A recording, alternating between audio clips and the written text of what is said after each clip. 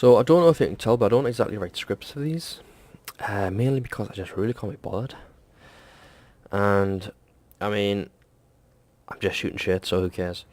Work hard or not smart. I'm pretty sure I've actually played against this person before, and I'm pretty sure I've actually uploaded a video where he was in. I can't remember what that battle was, but basically just me and Scipio on Marbad's Tomb again. The last battle we played was also Marbad's Tomb.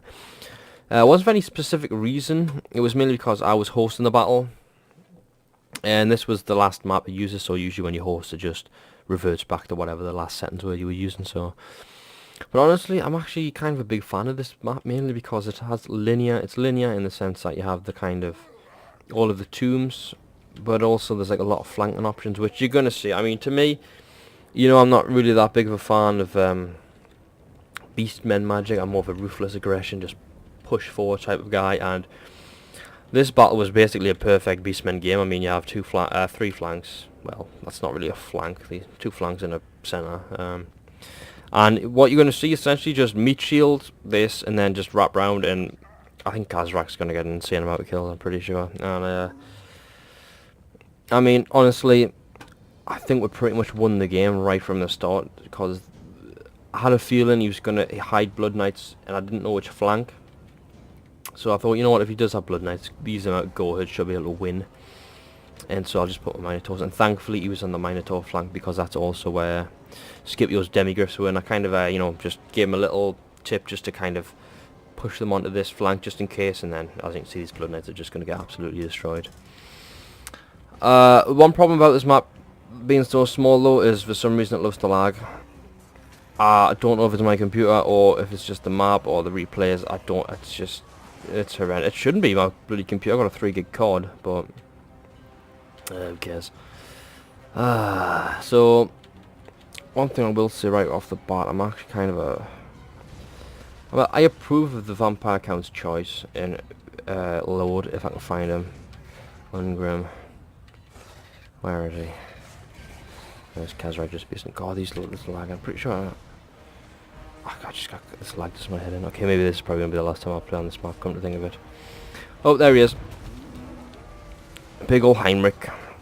I mean, I know why people don't use him. Oh, he's shit. But he's not that shit. I mean, yeah, I'm quite a big fan of big ol' Heinrich. That Ghost guy looks pretty good as well from the new DLC. But essentially, like I said, it was just, this is kind of a true Beastmen type of gameplay, in the sense that just wrap around and flank. I mean, once we killed the Blood Knights, we're really in no damage. Especially considering, you know, I've got this big kind of horde of Goherds or whatever. I think these are like dual weapon Goherds as well. Yeah. So these are kind of more damage dealers, even though they're shit, but they'll look good against, you know, vampire counts and that type of stuff. So again, tactically, it was just, I wanted just to hold this line. The fact that Scipio had some powerful infantry in the great swords definitely helps, and just the fact that I've got like crappy unghost spears just kind of adds to the meat. And the only real damage dealers that they have necessarily are the Slayers, the Blood Knights, and the Ungrim. He has Cairn Race, but I don't have any armor. He does, but it's fair enough. I should have anticipated this, but the thing is, me and Scipio just kind of, you know, Scipio's kind of new to the game, so we basically just didn't really bother preparing. We just brought whatever army we felt like bringing. So we should have prepared for the Banshees. It's just with an Illuminarch or a Bright Wizard, but it's just why, to me, bringing armies that are just like pure counter armies, like bringing an Illuminarch, a Hish, bringing Gobos, that type of shit, it's just boring. So it was just, you know, main Scipio just fuck it, just do it, and this is essentially what happened. It's unfortunate that it lags so much. I don't know why. It's really annoying, because it was actually fun, but this didn't even lag in the battle, which I don't understand. Oh, there's a charge by Kazrak. Yeah, Kazrak, so underrated, especially compared to fucking Omen. I don't know why anyone would use Omen. I get that it can spawn a Saigo, but this chariot is insane. Especially when it's just left to its own devices. I mean, this is just going to absolutely wrap up, you know, eventually all of this infantry, which is going to be a huge pain in the ass because I have no shield, so. And then you have Demigriffs, you know, just kind of bobbing and weaving in and out, you know, just doing as much damage on the counter as humanly possible. I mean, the center, I mean, the only thing these cameras really piss me off sometimes, because they're just such a pain in the ass to deal with. Now, fair enough. Again, I should have brought Bright, or Skip Yo should have brought Bright Wizard or whatever, but I don't know. I'm over it. The only thing that's really left though of the vampire counts that is an issue are the ethereal units, because everything else is just going to get wrapped up, and we eventually end up killing the Slayers. Thank God. So again, these Minotaurs, as soon as they wrap up this flank, it's just going to be free game. Thankfully he doesn't get his general kill. It's funny, a little bit later in the game I was like, oh, so where's your general gone? He's like, oh yeah, I'm going to bring him back in the battle. I'm going to bring him back in the battle. Oh god, no, just hide him please. As soon as your general dies, your terror army's going to rout. So thankfully they don't actually manage to catch Corfrans. If they caught Corfrans and killed them, we would have been in huge trouble. But the fact that I've still got all these Go herd left, you know, my Ungors are routing and coming back. I've got the Minotaurs which are damaged, but they don't have any damage dealers left other than the Cairn Wraiths, and I'm not sure how well Cairn Wraiths necessarily do against Minotaurs, because Minotaurs aren't really armoured and they don't have the high attack. So then again, I mean, Minotaurs are all armor piercing, so then that's a weird battle.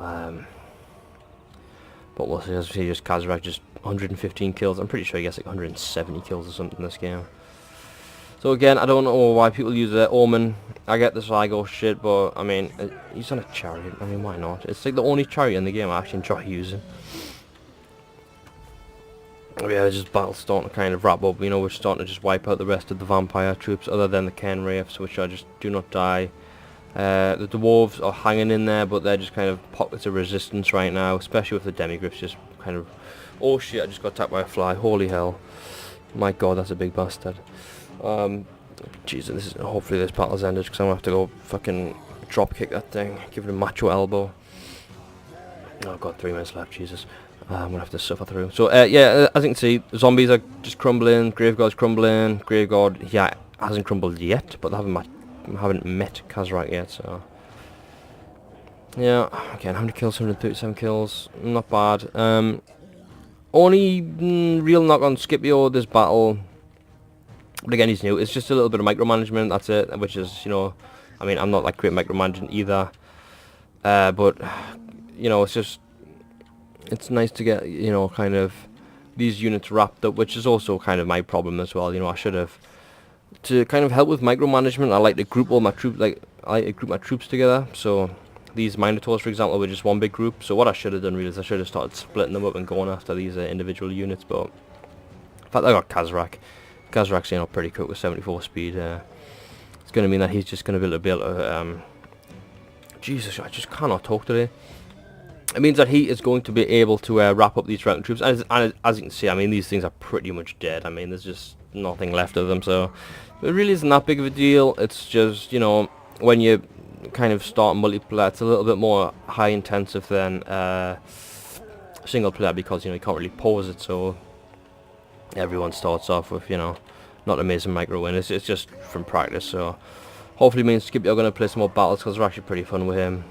Not that they're not fun with anyone else, it's just the fact that he uses kind of a more high impact, you know, just, you know, less strategic, more power builds, which is kind of what I like, you know.